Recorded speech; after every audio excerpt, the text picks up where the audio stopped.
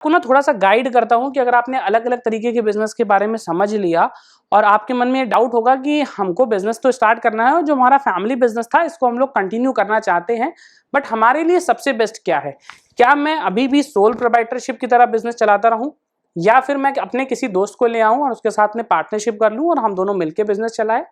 Third option ये हो सकता है कि क्या मैं एक प्राइवेट लिमिटेड कंपनी बना लूं या फिर मैं अकेले ही एक वन लिमिटेड 1% कंपनी जो होती है वो बनाऊं।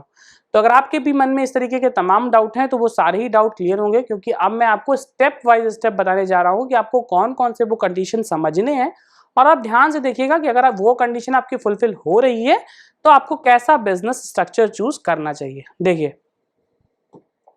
सबसे पहले हमारे पास आता है कंट्रोल। देखिए दोस्तों, जैसे मैंने आपको बताया कि कंट्रोल के नजरिए से अगर आप देखेंगे तो सबसे बेस्ट बिजनेस कौन सा होता है, कंट्रोल के नजरिए से देखेंगे तो सबसे बेस्ट होता है sole proprietorship form of business. आपको आज मन है कि मैं अपनी दुकान 5 बजे खोलूं और आप सोल प्रोप्राइटर हैं तो आप 5 बजे खोल सकते हैं और 8 बजे बंद है तो 8 बजे बंद करके घर जा सकते हैं।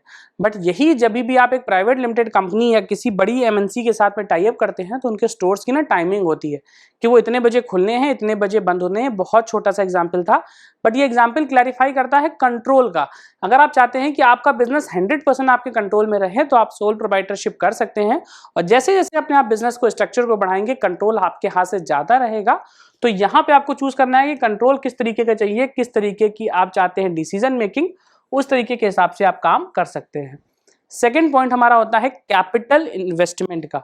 अब दोस्तों, कैपिटल इन्वेस्टमेंट की बात करें तो आपको ये पता होगा ना कि आपके बिजनेस में एक लेवल पे मैक्सिमम कितनी कैपिटल रिक्वायरमेंट आपको पड़ सकती है, और क्या जितनी कैपिटल रिक्वायरमेंट आपको पड़ेगी वो सारी ही कैपिटल आपके पास में है। और जितनी रिक्वायरमेंट पड़ेगी अगर वो सारी ही कैपिटल रिक्वायरमेंट आपके पास में है तो आप क्या कर सकते हैं कि वो पैसा जो है वो अपने पास से लगा सकते हैं। तो ऐसे केसेस में आपको किसी दूसरे पर्सन को अपने बिजनेस में नहीं लाना। अगर आपके पास में रिक्वायरमेंट है तो आप पैसा लाइए और अपना बिजनेस करिए। बट अगर आपके पास में पैसे की रिक्वायरमेंट नहीं है, पैसा आपके पास में नहीं है, रिक्वायरमेंट ज्यादा है, तो ऐसे केसेस में आपको दूसरे पर्सन को लाना पड़ेगा। और जब आप बिजनेस बहुत ज्यादा ग्रो करते हैं, जो बड़ी बड़ी कंपनीज होती हैं जिस तरीके से, तो वो क्या करती हैं, एक लेवल के बाद आप लोन नहीं ले सकते, क्योंकि लोन पे ना आपको रिपेमेंट करना होता है, मंथली आपका इंटरेस्ट देना होता है। तो होगा क्या, सपोज अगर आपका सीजनल बिजनेस है और वो सीजनल बिजनेस ना आपका पर्टिकुलर किसी समय तो बहुत ज्यादा चलता है, बट हो सकता है साल के 2-4 महीने बंद भी रहे, तो उस दिनों में आपको ना इंटरेस्ट देने में बहुत बड़ी दिक्कत आती है। तो इसीलिए बोला गया है कि अगर आपको ज्यादा पैसा चाहिए तो आप एक कंपनी बनाइए, पब्लिक लिमिटेड करिए। अगर उसमें पब्लिक को लगता है कि आपकी कंपनी में दम है तो वो जरूर आपके बिजनेस में पैसा लगाएंगे। उसके बाद नेक्स्ट पॉइंट हम होता है हमारा फ्लेक्सिबिलिटी का और कॉम्प्लेक्सिटी का। फ्लेक्सिबिलिटी इसलिए बोली गई है कि देखिए, जिस तरीके से ना कंट्रोल की बात थी वही पॉइंट आता है हमारा फ्लेक्सिबिलिटी में भी। फ्लेक्सिबल तब होते हैं जब आप अकेले रहते हैं, तो आपको जो भी, सपोज अगर आपने कोई बिजनेस प्लान बनाया था जिसमें आपकी सेल ना 50 लाख रुपए तक जानी थी, बट 50 लाख तक आपकी सेल जानी थी और हो क्या रहा है कि साल के लास्ट में ना आपके घर में कोई दिक्कत आ गई या कोई भी ऐसी चीज आ गई जिसकी वजह से 50 लाख नहीं जा सकती, तो आपने क्या किया, अपने आप से ना उसको 40 लाख पे कर दिया कि 40 लाख भी हो गया तो बढ़िया रहेगा। बट हो क्या रहा है, जब दो पार्टनरशिप वाले लोग बैठे होते हैं तो उन्होंने डिसाइड कर लिया, तो वो ये नहीं चाहते कि आपके कोई पर्सनल इशू की वजह से अगर कोई दिक्कत आई है तो उससे हमारा बिजनेस इफेक्ट हो जाए। तो वो लोग ये बोलते हैं कि यहाँ पे जो फ्लेक्सिबिलिटी का इशू है वो अराइज हो जाता है, जितने ज्यादा लोग उतनी ज्यादा हमारे पास फ्लेक्सिबिलिटी का बिजनेस आएगा। और वही सेम स्ट्रक्चर होता है हमारा कॉम्प्लेक्सिटी को लेके। कॉम्प्लेक्सिटी में क्या आता है कि जितने ज्यादा लोग होंगे कॉम्प्लेक्सिटी इन्वॉल्व होगी।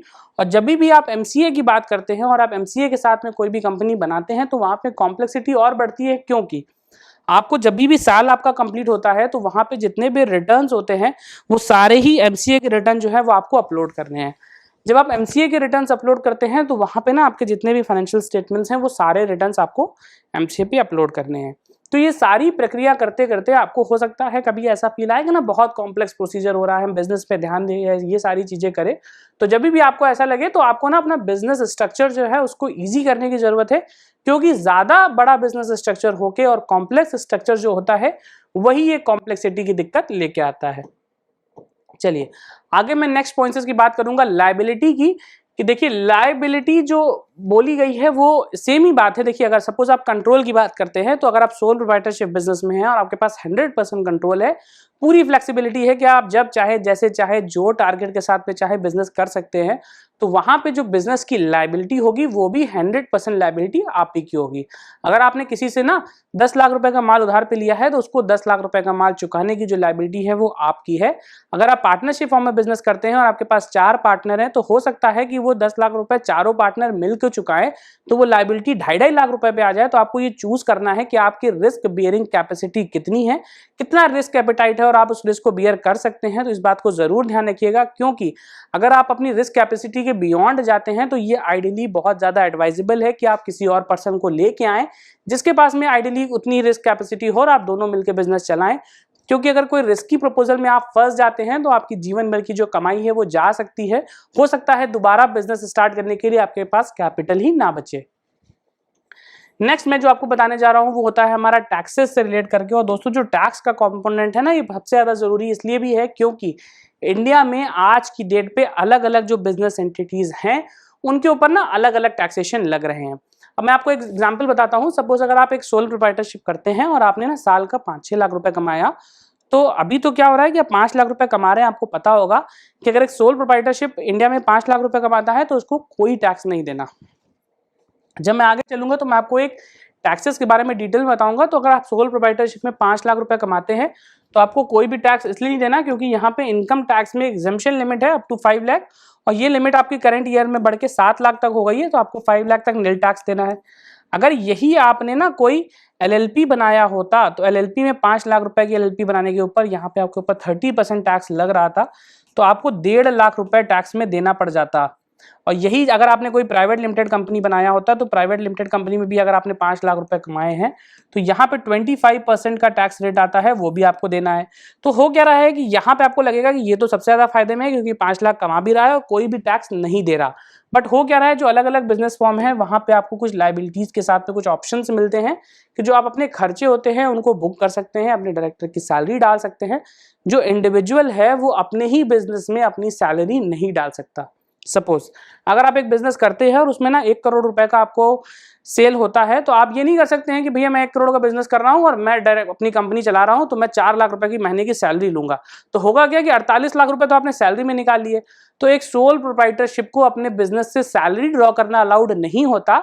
बट अगर आप एक LLP चलाते हैं, प्राइवेट लिमिटेड कंपनी चला रहे हैं, तो एज अ डायरेक्टर आप सैलरी निकाल सकते हैं। थोड़ा सा दिमाग लगाइए, अगर वो सैलरी आप विड्रॉ कर रहे हैं तो आपके पर्सनल रिटर्न में वो एज अ सैलरी जाएगी, आपको उसके ऊपर टैक्स देना है, बट वो बिजनेस के लिए एक्सपेंस हो जाएगा और जो सैलरी देने के बाद बचा हुआ प्रॉफिट है आपको मात्र उसी पे टैक्स देना है।